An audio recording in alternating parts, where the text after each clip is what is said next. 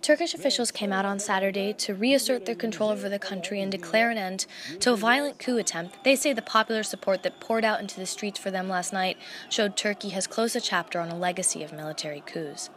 The Prime Minister, Binali Yildirim, addressed the country from the capital Ankara on Saturday. He called the attack on July 15th a dark stain, but he said, "It has shown that the Turkish people are determined to fight for democracy." One of the interesting elements of the attack was that President Recep Tayyip Erdogan's supporters and his major rivals came out against the coup. They saw it as a threat to democracy and stability of a country that has been shaken by over 3 military coups since 1960. Most of the fighting broke out in Ankara and Istanbul, Turkey's biggest city, and has largely since calmed.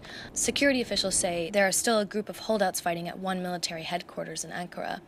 Tanks abandoned by soldiers who surrendered themselves remained abandoned on some of the highways and bridges.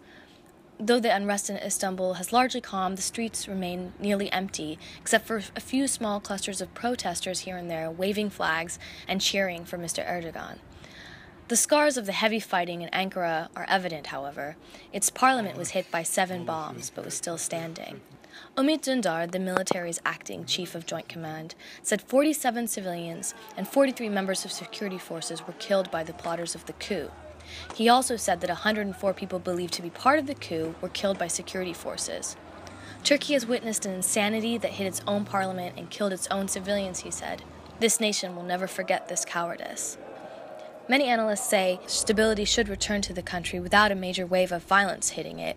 But they do think the issue of the coup will remain deeply divisive, as Erdogan will likely remain suspicious of his opponents, and a narrative will develop of people who were for or against the coup. In the coming months, Mr. Erdogan is likely to be able to use the failed coup to push through his attempt to change the constitution and create a presidential system that would allow him to continue his rule in Turkey.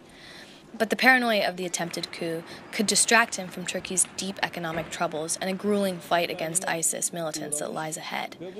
Even if he gets more power, he will remain a weakened president.